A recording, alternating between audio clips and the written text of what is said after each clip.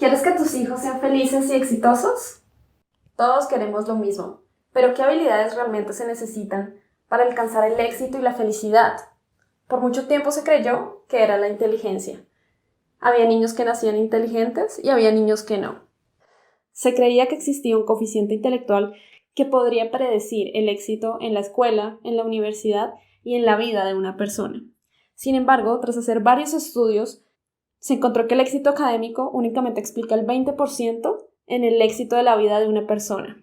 El otro 80% se explicaba por otro tipo de habilidades que no estaban dentro de esta inteligencia académica. Este otro 80% de habilidades eran la perseverancia, el pensar a largo plazo, la empatía, la inteligencia social, entre otras muchas habilidades. Y esto es lo que nos puede explicar por qué hay personas a las que les fue muy mal en el colegio, pero que en la vida les va muy bien y son tanto exitosas en su carrera como felices en su familia y con sus amigos. Y como hay personas a las que les fue muy bien en el colegio, pero que frente a cualquier imprevisto, frente a cualquier problema se derrumbaron y son personas tristes y pesimistas.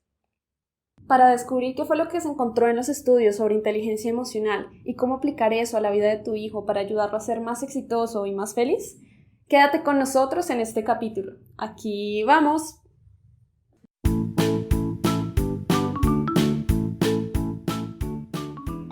¿Quieres ver a tus hijos desarrollar su máximo potencial?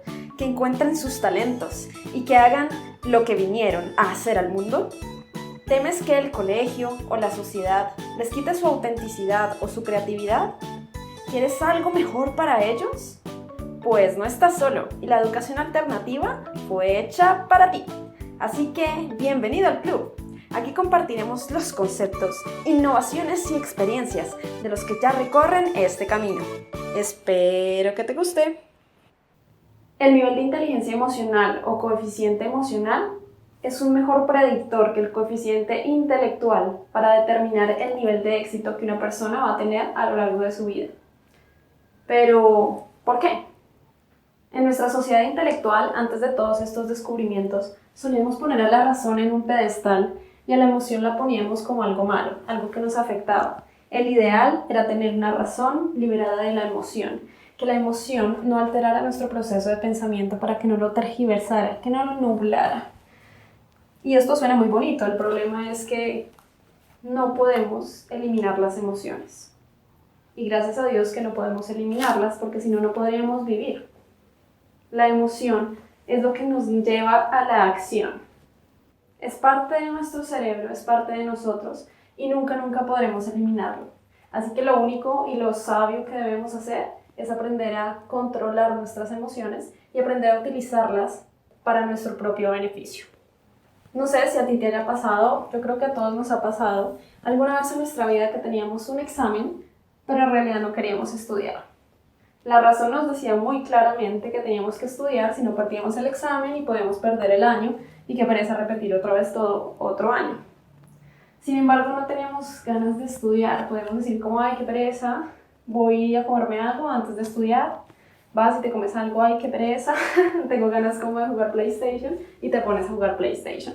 Entonces, la razón dicta una cosa, pero si la emoción no acompaña a esa razón, tú simplemente no lo haces.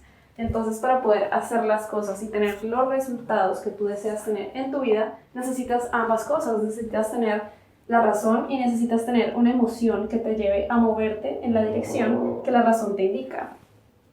De este modo, la inteligencia emocional se convierte como en un multiplicador de tus otras inteligencias, de toda tu capacidad, de todas tus capacidades mentales.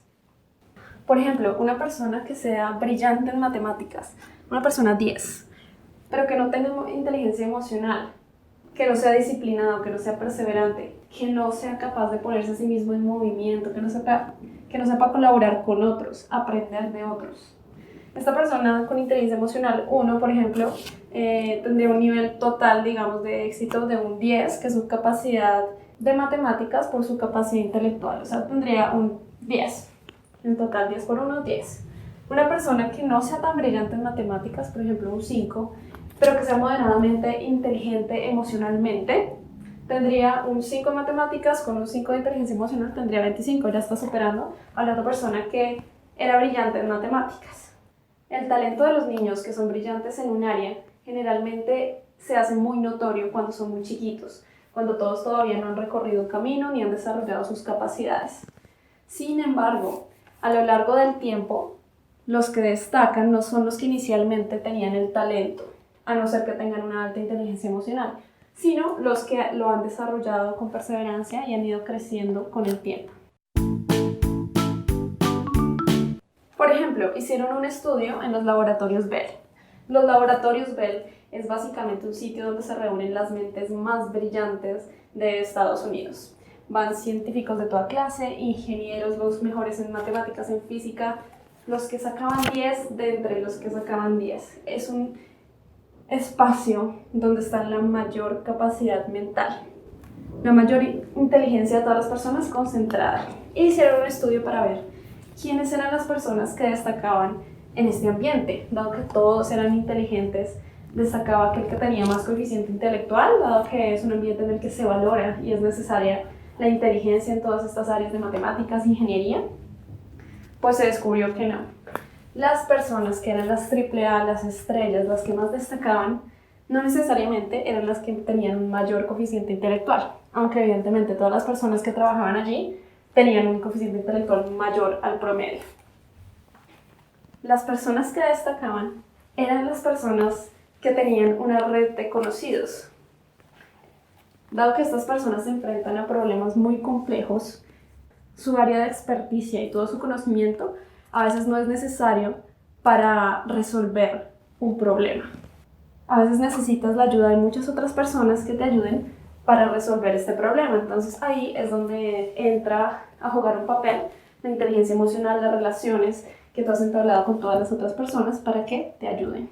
Y estas personas que habían entablado estas relaciones, que obtienen ayuda de las otras personas, son las capaces de sacar adelante los proyectos más complejos y generalmente más grandes, son las que destacaban, no por su inteligencia, sino por su inteligencia emocional. Otro ejemplo muy interesante es el experimento de las golosinas. Es algo aparentemente irrelevante. Tomaron a varios niños de un colegio, como de 6 años de edad, y les ponían una golosina enfrente. Y les decían, puedes comerte esta golosina ya, o yo me voy a ir del salón y voy a ir por más golosinas y puedes comerte esta y otra más que te voy a dar cuando yo vuelva. Una ya o 2 cuando yo vuelva, que no sabes cuándo es. No sabes cuánto me voy a demorar. Hicieron este experimento con los niños y los niños evidentemente estaban teniendo problemas manejando su ansiedad, sus impulsos, las ganas de agarrar ese caramelo, ese masmelo y comérselo ya. Y le hicieron seguimiento a todos estos niños, quienes fueron capaces de esperar por el segundo chocolate y quienes no. Y les hicieron seguimiento a lo largo de 10, 20, 30 años y descubrieron que, curiosamente, los niños que fueron capaces de esperar el segundo masmelo les iba mejor en el colegio, les fue mejor en la universidad, pero no solo eso. Tuvieron más éxito a lo largo de su vida, se sentían más felices, tanto con su éxito en su carrera como en sus relaciones de pareja y con sus amigos. Pero, ¿qué tiene que ver? La habilidad emocional que se estaba midiendo en ese experimento es la capacidad de postergar la gratificación, pensar a largo plazo, ser capaces de hacer algo hoy para obtener algo en un futuro incierto, ser capaces de estudiar para pasar un examen, ser capaces de madrugar y hacer ejercicio para estar saludable, etcétera, etcétera, etcétera. Esta capacidad de controlar tus propios impulsos, de hacerte trabajar en lugar de buscar excusas para no hacer las cosas, ir a la nevera, buscar comida, ponerte a jugar, lo que sea. Esta habilidad es un predictor del éxito de las personas. Otra área que se estudió extensamente fue la excelencia. ¿Cómo se puede llegar a alcanzar la excelencia y qué papel tiene la inteligencia emocional y el cerebro en esto? Resulta que en el cerebro existe un estado llamado flujo. El estado de flujo es un estado en el que tú entras, en el que necesitas de toda tu concentración para hacer algo, en que te enfocas completamente en ese algo que estás haciendo. No te das cuenta de lo que está pasando a tu alrededor, pero lo que tú estás haciendo fluye. Casi que ni necesitas pensarlo, pero al mismo tiempo estás completamente concentrado en ello. Por ejemplo, una persona que está aprendiendo a tocar el piano, al principio tiene que tocar una canción muy fácil, Estrellita. Al principio eso es un reto, entonces esta persona necesita de toda su concentración para poder culminar la canción muy bien. Necesita toda su concentración, pero al mismo tiempo tiene el nivel de habilidad suficiente para lograr este objetivo. Entonces toca Estrellita una y otra vez y esto lo mantiene en un estado de flujo. Este estado de flujo segrega unas hormonas que hacen sentir feliz al cerebro, entonces tú sientes una recompensa intrínseca por el hecho de tocar el piano. Entonces por eso disfrutas tocar el piano. Pero en el momento en que tú desarrollas un nivel de habilidad superior a la canción fácil de Estrellita, necesitas algo más. Eso es tan fácil para ti que no necesitas ese nivel de concentración para entrar en el estado de flujo. Para sentirte bien, para que tu cerebro te gratifique y se sienta feliz, tú necesitas algo un poquito más complejo. Entonces empiezas a cantar una canción más compleja que requiere toda tu atención, toda tu concentración, pero que no sea lo suficientemente difícil como para que tú te frustres. Tú tienes que tener una tarea, y esto es importante a nivel escolar para los niños. Las tareas que deben tener los niños deben tener el nivel adecuado de dificultad para que sea suficientemente difícil, para que ellos tengan que concentrarse y pensar, pero no tan difícil que esté más allá de sus capacidades para que no se frustren. Por un lado, generas indiferencia porque es demasiado fácil. Por el otro lado, generas ansiedad porque no tienes la capacidad de sacarlo adelante. Tiene que estar en la mitad.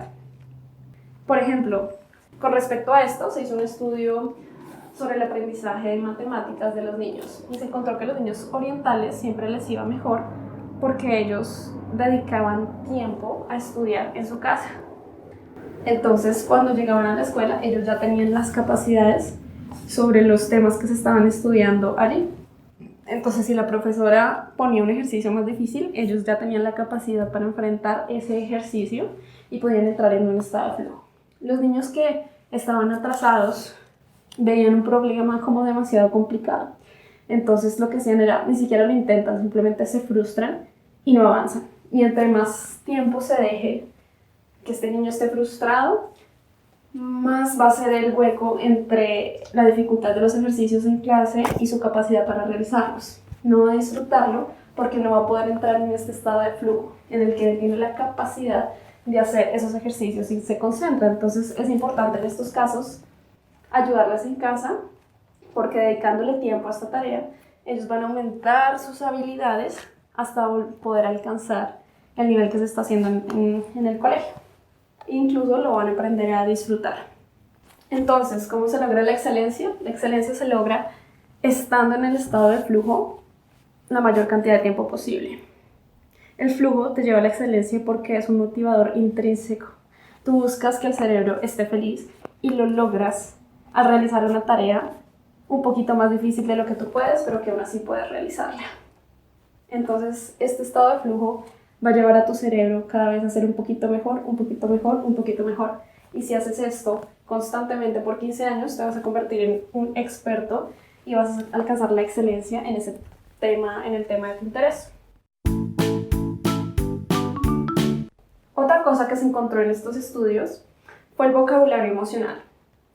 Podría parecer natural que todos supiéramos todo el tiempo qué es lo que estamos sintiendo y que supiéramos nombrar esas emociones y que supiéramos también cuáles son las estrategias adecuadas para enfrentarlas. Sin embargo, así como hay niños que necesitan ayuda con matemáticas, hay niños que necesitan ayuda con este tema de inteligencia emocional. Por ejemplo, hay personas que desarrollan desórdenes alimenticios porque confunden el hambre con la ansiedad, porque ambas cosas se sienten en el estómago. El problema es que cuando se sienten ansiosas y buscan comer, eso no resuelve la ansiedad, pero aún así siguen comiendo porque la ansiedad nunca se va frente a la estrategia que ellos han aprendido para enfrentar la ansiedad. Entonces desarrollan un desorden alimenticio. Por eso es importante para los niños que naturalmente no reconozcan este tipo de emociones, enseñárselas. Por ejemplo, para los niños que sufren de ira, es importante enseñarles cuáles son los síntomas físicos de la ira. Con eso ellos pueden reconocer su estado y aumentar su nivel de autoconciencia. Saber que están iracundos y que necesitan tranquilizarse. Por ejemplo, deben saber que cuando uno está iracundo, los músculos se tensan, el ritmo cardíaco se acelera, tú cierras tus puños, etcétera, etcétera. Y así con todas las emociones. Porque muchos de nosotros aprendemos esto naturalmente, pero hay algunas personas que no. Y otro de los hallazgos que se hizo muy importante es que nuestro temperamento no es el destino.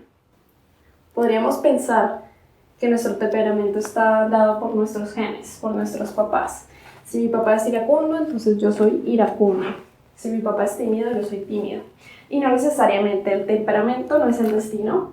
Es algo muy importante en lo que se enfatiza muchísimo. Nosotros sí nacemos con una predisposición hacia cierto tipo de personalidad, pero eso no quiere decir que toda la vida tengamos que ser así. Por ejemplo, los niños tímidos. Los niños que nacen tímidos por un rasgo biológico. Existe una parte del cerebro que se llama la amígdala, que se encarga de recibir todos los impulsos de todos nuestros sentidos, y ella decide si hay una amenaza o no. Y si hay una amenaza, la amígdala toma el control, quitándosela a la parte racional de nuestro cerebro.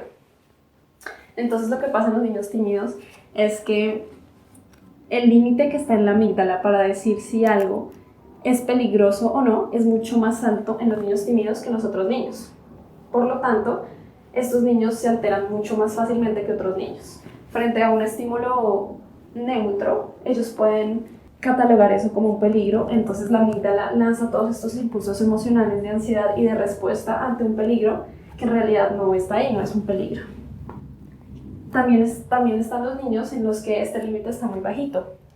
Entonces ellos casi no perciben peligro frente a los estímulos sensoriales que ellos reciben. Entonces son niños más dados a correr riesgos naturalmente, pero también pueden ser muy arriesgados y puede ser peligroso si no se les ponen límites, porque ellos no sienten ese peligro. Eso es un condicionamiento biológico. Sin embargo, por medio de la educación se puede corregir. Las estadísticas en Estados Unidos dicen que 1 de cada 3 niños tímidos se le quita la timidez apenas entra a la guardería. Y entonces, después de muchos estudios estudiando las estrategias de los padres para abordar la timidez de sus hijos, se encontró que los niños que podían superar su timidez apenas entraban en la guardería tenían padres que les ponían límites y tenían padres que los motivaban ligeramente para que fueran y hicieran amigos o para que tuvieran una vida social más activa. Entonces, ¿cómo funciona esto? Básicamente, la amígdala genera los impulsos, eso no se puede cambiar, la amígdala siempre va a generar esos impulsos. Sin embargo, nosotros tenemos una parte prefrontal en el cerebro que es la que se encarga de modular estos impulsos y de generar una respuesta adecuada. Entonces, lo que tienen que hacer los niños tímidos es aprender a modular estos impulsos que la amígdala les envía y aprender a calmarse a ellos mismos. Cuando al niño le ponen un límite, quiere tocar el fuego y la mamá le grita, no, no toques el fuego, entonces se genera una ansiedad en el niño quiere algo, pero le dicen que no lo debe hacer. Entonces, en este momento, la parte prefrontal del cerebro debe controlar la amígdala, que es ese impulso emocional de querer hacerlo. Y entre más el niño haga esto, más va a practicar el controlar sus impulsos y más va a ser capaz de asumir riesgos, de ir y hablarle a otro niño, y de ir a jugar, de pisar un charco y de hacer una mejor vida social. Pero esto se debe hacer mediante la educación, para compensar este componente biológico con el que nacen los niños.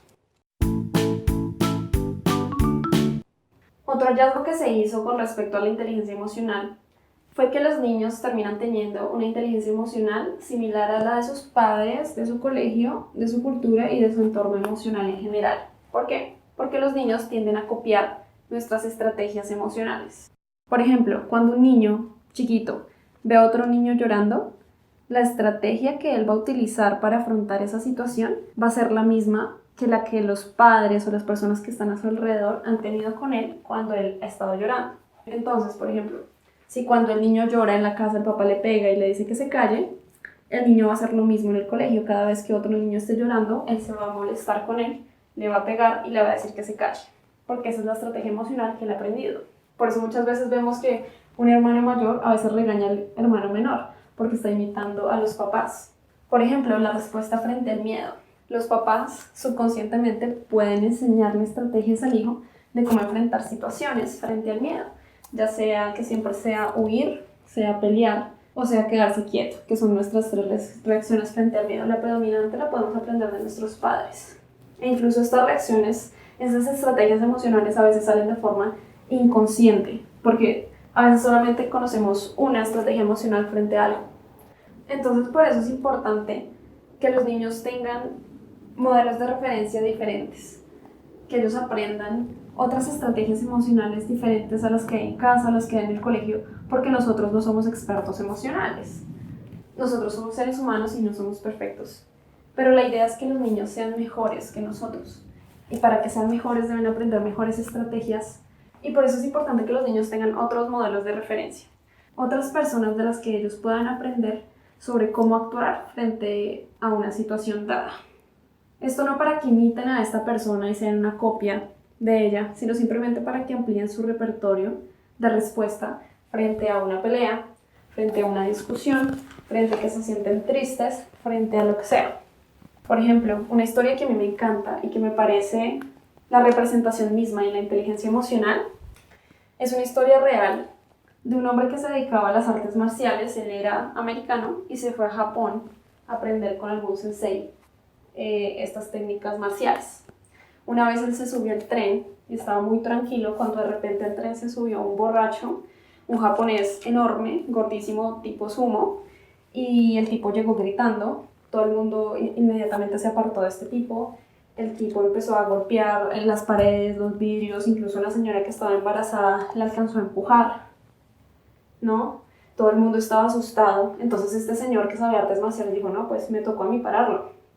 El tipo se paró para enfrentar al sumo. Y entonces el japonés le empezó a lanzar los mil insultos, usted qué se cree, etcétera, etcétera. Y ya se le iba yendo, cuando de repente un japonesito, un viejito chiquitico que estaba sentado en el tren y que estaba mirando todo el espectáculo, comenzó a hablarle al gordito. Le empezó a decir como, hacerle conversación. ¿A usted qué tipo de trago le gusta? ¿No? Y entonces el señor le respondió, no, pues a mí me gusta el sake. Y así lo fue haciendo conversación hasta que el viejito descubrió lo que le había pasado al gordito. Resulta que este japonés se le había muerto la esposa hace poquito tiempo y tras del hecho lo habían despedido del trabajo ese mismo día. Entonces el tipo estaba deshecho y su respuesta ante eso pues era causar destrozos en todo lado e ir gritando. Entonces lo que hizo el viejito fue consolarlo, ¿no? Este señor que sabía de artes marciales dijo que en cuanto dejó el tren miró y este gordito ya estaba sentado al lado del viejito, recostado en sus rodillas y llorando. Un viejito chiquito japonés fue capaz de dominar a un sumo gigante, ¿no? Y lo hizo porque fue capaz de sentir empatía, compasión, saber que tal vez detrás de esa acción violenta había algo más y supo manejar la situación muy bien.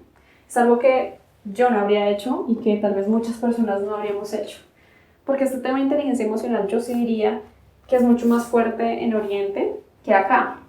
Pero igualmente hay muchas historias de personas que perseveran frente a las dificultades, que son amables con otras personas, que luchan por sus ideales, etcétera, etcétera. Son valores que tal vez nosotros no tenemos todavía, pero que otra persona sí puede tener y que nuestros hijos pueden aprender de ellos para ser mejores que nosotros.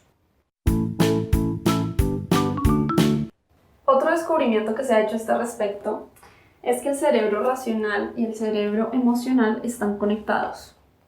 Una emoción puede alterar nuestro flujo de pensamiento y un pensamiento puede alterar nuestras emociones. Y al mismo tiempo esto está amarrado con el cuerpo. Esto ya es bien sabido, que tú sonríes y si estás triste y sonríes, de repente te empiezas a sentir mejor.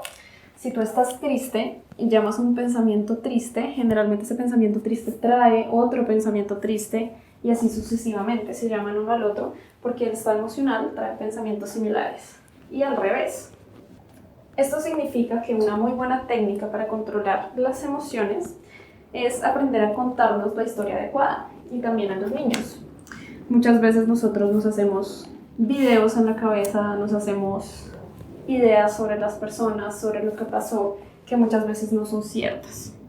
Entonces es importante controlar nuestro flujo de pensamiento, aprender a contarnos una historia adecuada, aprender a cuestionar el primer pensamiento que se nos viene a la mente, a ver si es verdad o no, abrirnos a nuevas opciones y hacer contacto con la realidad. Por ejemplo, si un niño llega y dice que no, es que yo le caigo mal a Pepito, yo no le agrado a Pepito, esa es una creencia, no necesariamente es verdad. Tal vez ese día Pepito estaba de mal genio, ¿no? Pero si el niño cree que le cae mal a Pepito, pues no lo va a tratar muy bien. Cuando Pepito pase no lo va a mirar feo, no lo va a saludar, etcétera, etcétera. Entonces eso tal vez le haga creer a Pepito que le cae mal al niño. Y entonces, a partir de una creencia que es falsa, se crea una realidad, que es algo que ya se sabe hace mucho tiempo, que nosotros generamos nuestras creencias. Así creamos una falsedad, la hacemos real para nosotros. Por eso es importante aprender a controlar. Primero, a ser conscientes de nuestro flujo de pensamiento y segundo, aprender a controlarlo. Entonces, en este ejemplo, lo primero que se debe hacer es cuestionarse. ¿Es verdad que yo le caigo mal a Pepito? Segundo, es aprender a contarse la historia adecuada. ¿Cuál puede ser otra razón diferente que yo le caigo mal para aquel hecho que sucedió, que fue que Pepito no me saludó? Esta pregunta te lleva a abrir nuevas opciones, y al tener nuevas opciones sabes que tú puede que no tengas, la verdad puede ser que no sea cierto que le caigas mal, y al hacer esto haces contacto con la realidad, que es que en realidad no sabes, y la emoción inmediatamente se baja. Otro ejemplo muy común estos días es la frustración. Si tú tomas a un niño desde chiquito y le dices que tiene que estudiar duro, tiene que sacar buenas notas para poder ir a la universidad y conseguir un trabajo donde le paguen súper bien, el niño eso es exactamente lo que va a hacer. Y sin querer tú ya le has creado un modelo del mundo al niño en el que él cree que si él saca buenas notas, el resultado va a ser que va a tener un trabajo en el que le paguen muy bien. Ahora, como todos sabemos, no necesariamente es así. Puede que sí, puede que no. Pero entonces, si no sucede, el niño se va a sentir frustrado, va a decir que el mundo es injusto, porque él hizo lo que tenía que hacer, él sacó buenas notas y no obtuvo el resultado que él esperaba. ¿Y cómo es posible que hay personas que sacaban malas notas y que sí tuvieron ese resultado que él esperaba? Conclusión, el mundo es injusto porque el mundo no funciona como yo creo que debería funcionar, que es como a mí me han dicho desde chiquito que funciona. Eso genera frustración y los papás se los crean a los niños sin querer queriendo. Y sin querer queriendo nosotros podemos hacerle daño a los niños. Al contarles historias a los niños y al decirles cómo funciona el mundo, les estamos traspasando todos nuestros paradigmas, nuestras ideas verdaderas y falsas sobre lo que es el mundo, y podemos causar choques entre esto y generar diversas emociones frente a lo que sucede en el mundo. Por eso es importante que su única fuente de información, sus únicos modelos de referencia, no seamos solo nosotros, sino que tengan unos modelos de referencia mucho más amplios, para que tengan más opciones de qué escoger, para que tengan más opciones sobre lo que pensar, para que tengan más estrategias de enfrentamiento frente a cualquier situación que sea retadora para ellos. Y con esto termino este capítulo sobre inteligencia emocional. Es un tema increíblemente amplio, esto simplemente es un abrebocas ante un tema que es importantísimo y que desde que se hicieron todos estos estudios ha tenido merma en toda la sociedad. Ahora en las entrevistas no es cuántas notas sacaste, o no debería, sino que ya empiezan a hacer exámenes más extraños de cómo te comportas tú en un grupo, eres capaz de cooperar, no solamente la capacidad mental, sino es también lo emocional, porque es un multiplicador. Y de hecho, la inteligencia emocional, recuerda, es un mejor predictor para el éxito en la vida de una persona, de tus hijos, aún mejor que sus notas en el colegio, más que el llamado coeficiente intelectual. Recuerda también que para alcanzar la excelencia es necesario entrar en un estado de flujo constantemente, que el nivel de dificultad de sus tareas debe estar a su nivel, debe ser lo suficientemente retador para que ellos tengan que concentrarse, entrar en un estado de flujo y así el cerebro segregue hormonas que lo hagan feliz, pero no lo suficientemente difícil como para que se frustren y simplemente ni lo intenten. Recuerda que no todos los niños son excelentes en todo, así como hay niños que necesitan ayuda en matemáticas, hay otros que necesitan ayuda en inteligencia emocional y deben aprender a distinguir sus propias emociones y estrategias de afrontamiento cuando lo sienten. Cómo afrontar la ira, generalmente lo van a aprender de ti. Cómo enfrentar la frustración, el miedo, generalmente lo toman de ti, así que es importante darles otros modelos de referencia porque nosotros no somos perfectos. También recuerda que tus hijos son un espejo de ti. Si ellos demuestran ira, es porque tú has demostrado ira con ellos. Si ellos le gritan a otro, es porque a él le han gritado, no necesariamente tú, pero alguien le ha gritado. Y por último, también recuerda que el temperamento no es el destino. El hecho de que un niño sea iracundo, tímido, miedoso o arriesgado no quiere decir que toda su vida tenga que ser así. Sobre todo en sus primeros años, se pueden educar para que ellos aprendan a controlar su parte prefrontal, para que practiquen y que estos impulsos que lanza la amígdala sean controlados. Y por último, recuerda que la parte racional, emocional y el cuerpo están todos conectados. Una cosa puede influenciar a la otra, por eso es importante ser conscientes de nuestro flujo de pensamiento y saber qué pensar para poder reaccionar adecuadamente frente a una emoción y poder achicarla o controlarla. Frente a esto hay diferentes herramientas, hay diferentes filosofías que iremos viendo, pero es importante tener ese concepto en claro. Y el último mensaje del día. Si tus hijos tienen un llamado bajo coeficiente intelectual, no es ningún problema. Lo único que tienen que hacer ellos es encontrar en qué son buenos, cuál es su capacidad mental y desarrollar una buena inteligencia emocional. Y pueden ser mejores que alguien con un alto coeficiente emocional que no desarrolle todas estas habilidades. Y para todos aquellos que tienen un alto coeficiente intelectual y que no en todos los colegios, pero en los más tradicionales les suelen decir que solo por ser más inteligentes les va a ir mejor, malas noticias, no es suficiente. Hay que desarrollar habilidades de inteligencia emocional. Si quieres más información con respecto a esto, te invito a leer el libro Inteligencia Emocional de Daniel Goleman. Y esto es todo por hoy. Te deseo un feliz día. Si esto te gustó, te parece útil y quieres compartirlo, por favor, ayúdame a hacerlo. Dame 5 estrellas, dale manito arriba y compártelo con tus amigos o otros papás a los que esta información les pueda ayudar. Muchas gracias por escuchar y que tengas un excelente día. Educando Centennials, el podcast de educación alternativa.